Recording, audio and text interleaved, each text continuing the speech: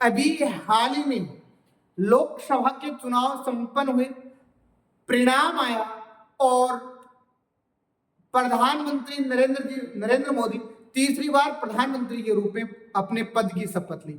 अब आपके दिमाग में ये प्रश्न आने चाहिए कि प्रधानमंत्री कैसे बनता है? क्या प्रधानमंत्री बहुमत दल का नेता ही बन सकता है? क्या प्रधानमंत्री कोई सामान्य व्यक्ति बनता है? संविधान में प्रधानमंत्री का पद हमने कहां से लिया? किस अनुच्छेद में प्रधानमंत्री से संबंधित प्रावधान किए गए? तो सबसे पहले तो आपने देख रहे होंगे हमारे देश के प्रधानमंत्री नरेंद्र मोदी। इसके बाद में आगे देखो विद्यार्थियों, मजेदार बात है, प्रधानमंत्री संसदीय शासन की धुरी होता है प्रधानमंत्री। ये वीडियो आप लोगों के कंपटीशन में भी काम आएगा और व्यवहारिक नॉलेज में भी काम आएगा। प्रश्न आता है संसदीय शासन की धुरी कौन सी होती है? तो संसदीय शासन की धुरी होती है प्रधानमंत्री, प्राइम मिनिस्टर। पीएम का पद हमने किस देश से लिया है? तो प्रधानमंत्री का जो पद हमने लिया वो ब्रिटेन से लिया। प्रश्न आएगा इस प्रकार का कि हमने पीएम का पद किस देश से लिया? तो हमने ब्रिटेन से लिया। लोकसभा में बहुमत दल का नेता प्रधानमंत्री बनता है। अब ये लोकसभा क्या होती है, आपके दिमाग में ये चीज भी आनी चाहिए। भारतीय एक लोकतांत्रिक देश है। भारत के अंतर्गत एक संसद है, आपको पता है, और इस संसद के 3 पार्ट हैं। एक का नाम है लोकसभा, एक का नाम है, इस संसद के 3 पार्ट राज्यसभा और एक है राष्ट्रपति। इसके अनुच्छेद वगैरह मैं संसद पढ़ाऊंगा तब बताऊंगा। लोकसभा, राज्यसभा और राष्ट्रपति।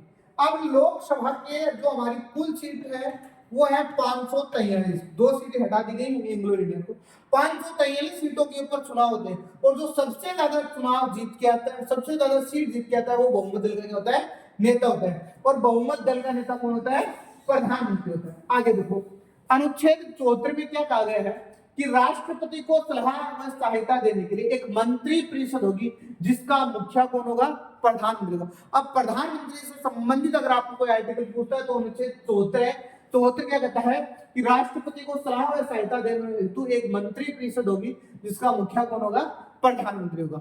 अनुच्छेद 75 क्या कहता है आपको? मंत्रियों, ये जो कैबिनेट मंत्री होते हैं, इनसे संबंधित प्रावधान है। कैबिनेट मंत्री, राज्य मंत्री और स्वतंत्र प्रभार मंत्री, मंत्रियों से संबंधित प्रावधान है। अनुच्छेद 75 में कहा गया है कि पीएम की नियुक्ति कौन करेगा? राष्ट्रपति करेगा। तो आपके जीके का प्रश्न बनता है कि पीएम की नियुक्ति कौन करता है? तो आपका उत्तर होगा कौन करता है? राष्ट्रपति करता है। अब देखो प्रधानमंत्री की नियुक्ति से संबंधित महत्वपूर्ण बातें। राष्ट्रपति लोकसभा में बहुमत दल के नेता को संसदीय परंपरा के अनुसार प्रधानमंत्री नियुक्त करता है। यह बात तय है कि लोकसभा में आपको सर्वाधिक सीट चाहिए, जो जिस भी पार्टी की सबसे ज्यादा सीट आती है वही प्रधानमंत्री बनता है।